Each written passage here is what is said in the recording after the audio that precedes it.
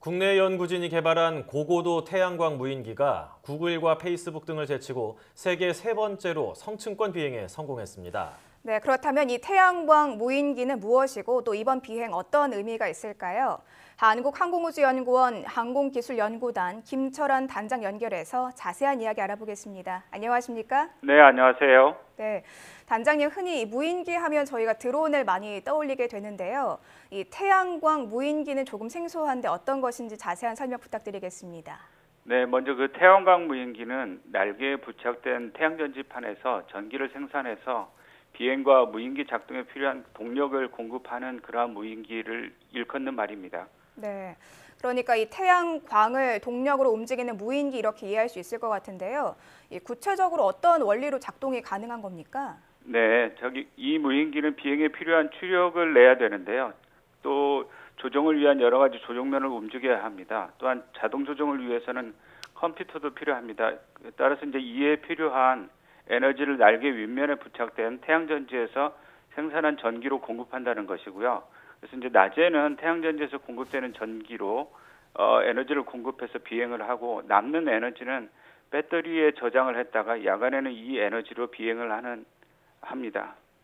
네, 이렇게 화면으로 보니까 태양광 무인기가 화물이나 여객을 수송하는 역할을 하는 것 같지는 않거든요. 그렇다면 어떤 역할을 합니까? 예, 이 태양광 무인기는 고도 18km 이상의 성층권에 머물면서 지상에 대한 정밀 관측, 기상 관측, 통신 중계 등의 임무를 수행할 수 있습니다. 정밀 지상 관측은 불법 조업을 하는 외국 어선을 감시하고요. 해양 오염 또 산불에 대한 감시 그리고 농작물 작황 관측 등을 할 수 있습니다. 그리고 기상 관측은 대기 자료 측정과 대륙 기온의 변화, 구름이나 바람의 변화 등을 정밀하게 측정할 수 있습니다.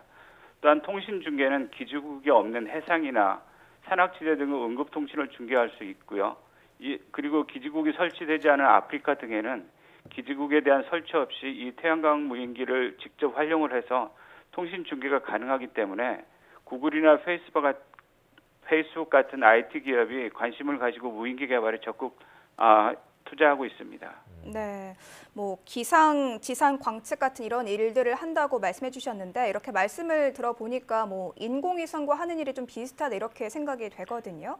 일부는 네. 그런 점이 있는데요. 그런데 네네. 이제 인공위성은 우주에서 궤도를 돌면서 고해상도 카메라로 지구를 관측하기 때문에 하루에 2번 우리나라 상공을 지나면서 관측하지만 이 태양광 무인기는 원하는 지점에 오랫동안 머물면서 지속적인 관측이 가능합니다. 따라서 인공위성은 국경을 넘어서 지구적인 관측과 중계가 가능하지만 태양광 무인기는 좁은 지역에 대한 정밀 관측, 응급통신 등이 가능합니다. 네, 저희가 이제 솔라 임펄스 2가 뭐 세계 일주에 성공을 했다 뭐 이런 뉴스를 전한 적도 있었는데요. 그런 솔라 임펄스 2와는 어떤 차이가 있고 또 세계적인 무인기 동향은 어떠하면 우리나라의 수준은 어느 수준이라고 할 수 있을까요? 네, 솔라 임펄스는 태양광 유인기입니다. 그래서 거기에 사람이 타고 원하는 비행을 하고 있는데요. 저희가 이번에 개발한 거는 이제 다목적으로 활용할 수 있는 무인기를 개발한 것입니다.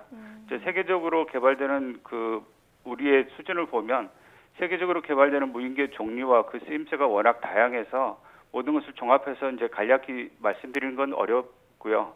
다만 고고도 태양광 무인기의 개발과 관련해서는 우리나라가 그 기술이 비교적 앞서 있다고 할 수 있을 것 같습니다.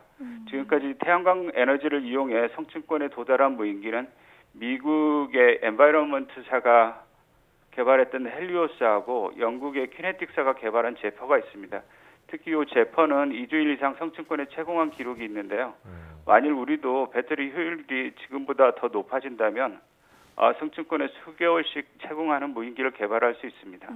우리나라 그 배터리 기술이 세계적이긴 하지만 아직 이 무인기가 장기 채공을 하는 데 필요한 배터리 효율에는 못 미치고 있습니다. 네.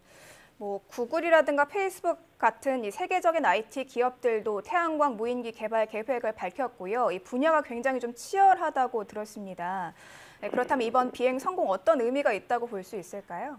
네, 그 구글이나 페이스북은 태양광 무인기의 잠재력을 일찍 파악했던 것 같습니다. 그래서 관련 전문가와 회사를 인수해서 무인기 개발에 적극 투자하고 있는데요. 네. 따라서 곧 개발의 성과를 낼 것으로 생각합니다. 그렇지만 우리는 이미 무인기 개발에 필요한 기술을 보유하고 있고 또 이를 비행 시험을 통해서 이번 비행 시험을 통해서 확인했다는 의미가 있습니다. 그리고 국내 기업 중에 태양광 무인기를 활용한 서비스를 준비하는 곳이 있다면 구글이나 페이스북보다 몇 년을 앞서갈 수 있다는 의미가 있을 것 같습니다. 이번 비행 성공을 위해서 연구 기간은 어느 정도 걸렸나요?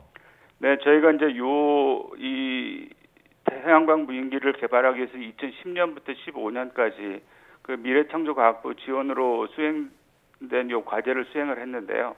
항우연은 2000년부터 성층권에 대한 연구를 수행을 해왔었습니다.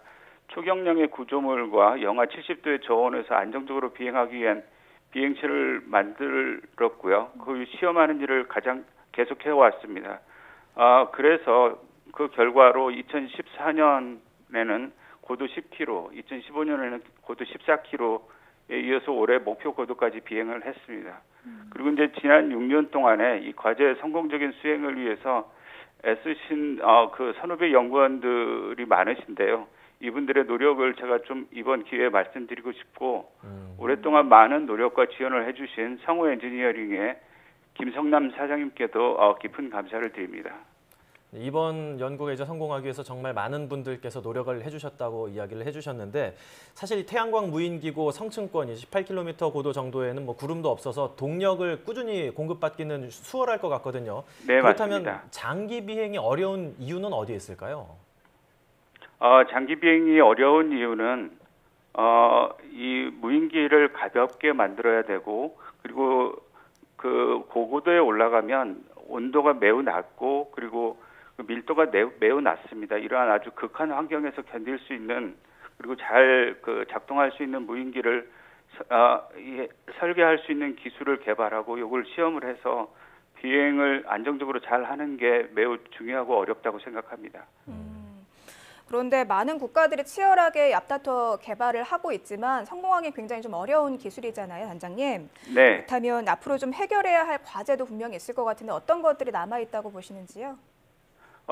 이 성층권에서 무인기를 장기 채공시키기 위해서는 더 많은 임무 장비를 싣고 비행을 잘할 수 있도록 이 무인기를 더 가볍고 바람에도 강한 무인기를 만들어야 합니다.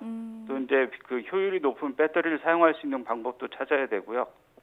이 기술을 이용해서 관련된 서비스를 육성하기 위한 원하는 기업도 적극적으로 찾아야 될 것 같습니다. 네. 뭐 제도적인 지원도 필요하겠지만 좀 기업들이 적극적으로 나서는 것도 필요하다 이런 말씀해 주셨는데 네. 앞으로도 이 무인기 기술 실용화 추진할 계획이시라고 들었습니다. 어떤 계획이 있으신지 자세한 설명 부탁드리겠습니다.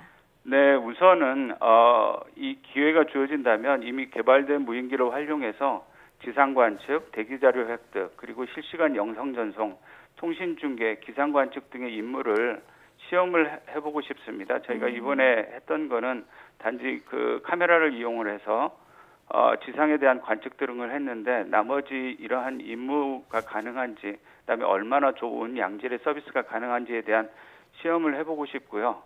그리고 계속해서 효율이 좋은 배터리를 사용을 해서 더 안정적으로 더 장기간 비행이 가능한 그러한 무인기를 개발하는 일을 계속하고 싶습니다. 네, 이번 태양광 무인기 성층권 비행 성공한 게 세계에서 3번째 성과라고 합니다. 굉장히 좀 대단한 성과인데 우리가 앞서 가고 있다는 게 굉장히 좀 반가운 소식이었던 것 같습니다.